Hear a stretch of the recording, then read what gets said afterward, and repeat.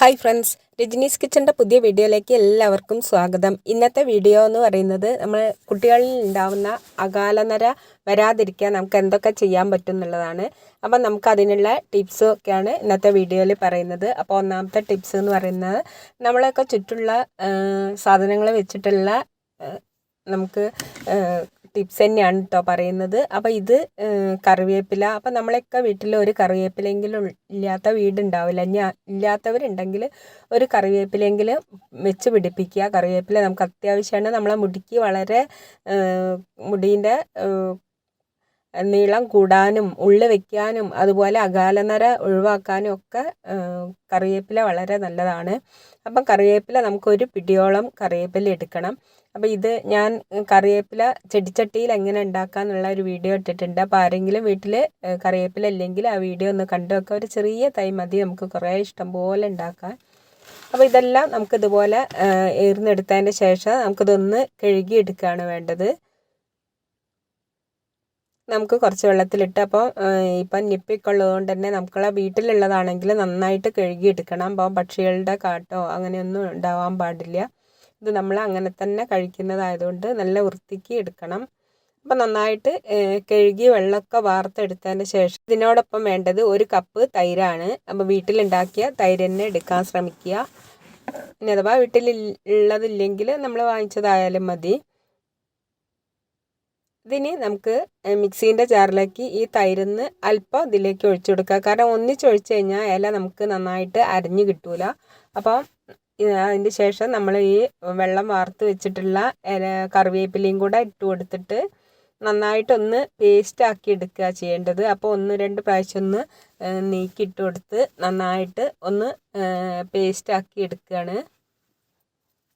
ഇപ്പം ഞാൻ നന്നായിട്ട് പേസ്റ്റാക്കി എടുത്തിട്ടുണ്ട്. ഇനി നമുക്കിതിലേക്ക് ബാക്കിയുള്ള തൈരും കൂടെ ഒഴിച്ചിട്ട് ഒന്ന് കറക്കിയെടുക്കുക.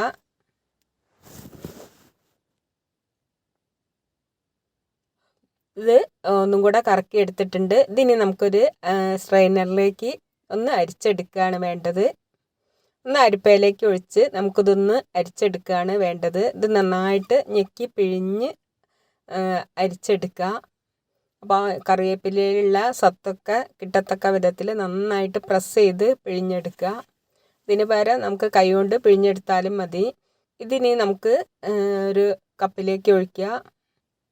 ഇനി ഇതിലേക്ക് 1/4 ടീസ്പൂണ് ഉപ്പും കൂടെ ചേർത്ത് കൊടുക്കുകയാണ്. ചേർത്ത് ഇത് നന്നായിട്ട് മിക്സ് ചെയ്തതിൻ്റെ ശേഷം ഇപ്പം നമുക്ക് ഈ മോര് കറിവേപ്പിലിട്ട മോര് റെഡി ആയിട്ടുണ്ട്. ആഴ്ചയിൽ ഒരിക്കലെങ്കിലും ഇങ്ങനെ ചെയ്ത് നോക്കുക, ഇത് കഴിക്കുക. പിന്നെ നമുക്ക് വേണ്ടത് നെല്ലിക്കാപ്പൊടിയാണ്. അപ്പോൾ ദിവസം ഒരു നെല്ലിക്ക തിന്നാന്നുള്ളത് തിന്നാലും മതി നെല്ലിക്കാപ്പൊടിക്ക് പകരം. അപ്പോൾ അങ്ങനെ നമുക്ക് എന്നും കിട്ടിക്കൊള്ളണമെന്നില്ല, അപ്പോൾ കഴിക്കില്ല. അപ്പോൾ അതിന് പകരം നമുക്കൊരു ടീസ്പൂണ് നെല്ലിക്കേൻ്റെ പൊടി. അപ്പോൾ ഇത് പച്ചമരുന്നിൻ്റെ ഒക്കെ വിൽക്കുന്ന പീടികയിൽ കിട്ടും നെല്ലിക്കാപ്പൊടി. അപ്പോൾ ഇത് നമ്മൾ വീട്ടിലുണ്ടാക്കുമ്പം ഈ നെല്ലിക്ക എപ്പോഴും തണലത്ത് വെച്ച് ഉണക്കിയിട്ടാണ് പൊടിക്കേണ്ടത്. അപ്പോൾ തണലത്ത് വെക്കുമ്പോൾ എങ്ങനെയായാലും ഒരു പൂപ്പൽ വരും.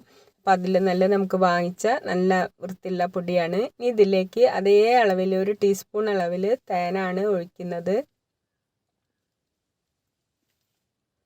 അത് നല്ല ശുദ്ധമായിട്ടുള്ള തേന നോക്കിയെടുക്കുക. തേനും കൂടെ ചേർത്തിട്ട് ഇത് നന്നായിട്ടൊന്ന് മിക്സ് ചെയ്തെടുക്കണം. അപ്പോൾ മിക്സ് ചെയ്യുന്ന സമയത്ത് വളരെ കുറഞ്ഞ ഇതിലൊന്ന് കറക്കിയെടുത്താലൊന്നും മിക്സ് ആവില്ല. നന്നായിട്ടൊന്ന് പ്രസ് ചെയ്ത് എടുത്താലേ ഉള്ളൂ നന്നായിട്ട് കറക്റ്റായിട്ട് എല്ലാ ഭാഗത്തും ഒരുപോലെ തേനായി കിട്ടുള്ളൂ. അപ്പോൾ ഇങ്ങനെ ആക്കി എടുത്തു കഴിഞ്ഞാൽ നമുക്കിതൊരു ഉരുള പോലെ ആക്കി എടുക്കാം കേട്ടോ. അപ്പോൾ ഇത് കഴിക്കാൻ ഇത്തിരി ബുദ്ധിമുട്ടാണ്. ആ തേനിൻ്റെ ഒരു ചുവ ഉണ്ടാവും, അതുകൊണ്ട് ചുവ വരും. അതുകൊണ്ട് തന്നെ ഇത് നമ്മളെ ലിസ്റ്റിൽ നന്നായിട്ട് മിക്സ് ചെയ്തതിന് ശേഷം നമുക്കതൊരു സ്പൂണ് തന്നെയാണ് ഉണ്ടാവുക. അപ്പോൾ അത് കഴിക്കുക. പിന്നെ നമ്മൾ ഭക്ഷണത്തിൽ ഉൾപ്പെടുത്തേണ്ട ഒരു സാധനമാണ് ഡേറ്റ്സ്, അതായത് ഈത്തപ്പഴം. ഈത്തപ്പഴം എല്ലാവർക്കും ഒന്നും കിട്ടിക്കൊള്ളണമെന്നില്ല. അപ്പോൾ അതിന് പകരം നമുക്ക് ചുറ്റുള്ള പച്ചക്കറികൾ തന്നെ കഴിച്ചാൽ മതി. അപ്പോൾ പച്ചക്കറികൾ ധാരാളം കഴിക്കുക എന്ന് പറയുമ്പോൾ നമ്മൾ വാങ്ങിച്ച പച്ചക്കറി തന്നെ ബീൻസ് അങ്ങനത്തെ ഒന്നും വാങ്ങിച്ച് കഴിക്കണം നിർബന്ധമില്ല. നമ്മളെ ചുറ്റിനുള്ള പച്ചക്കറികൾ, അതിലേറ്റവും പച്ചക്കറികളിൽ ഏറ്റവും നല്ല പോഷകഗുണമുള്ളതാണ് മുരിങ്ങയില, എല്ലാവർക്കും അറിയാം.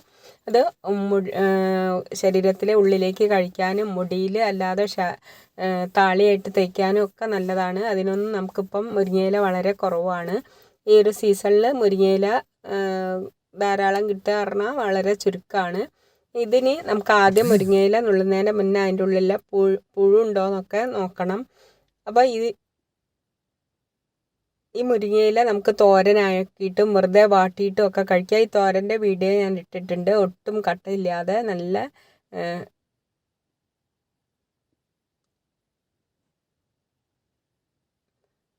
ടേസ്റ്റാണ്. ഇതുപോലെയൊക്കെ ഉണ്ടാക്കി കൊടുത്താൽ കുട്ടികൾ കഴിച്ചോളും. ഇനി അടുത്ത ഐറ്റം എന്ന് പറഞ്ഞാൽ ഇതിൻ്റെ വീഡിയോ ഞാൻ ഇട്ടിട്ടുണ്ട്, നിങ്ങൾക്ക് കണ്ടു നോക്കുക. അത് നമുക്ക് ചുറ്റുള്ള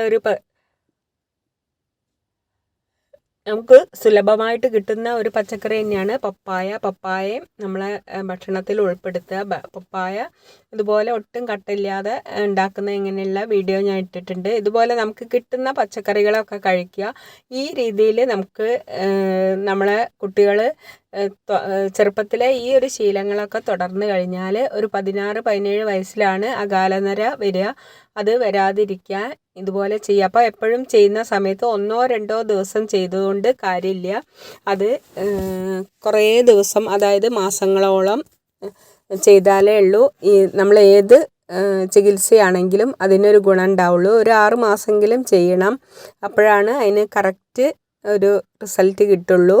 അപ്പോൾ ഇനിയും പുതിയൊരു വീഡിയോയുമായി വരുന്നവരെയും ബായ്. Thank you.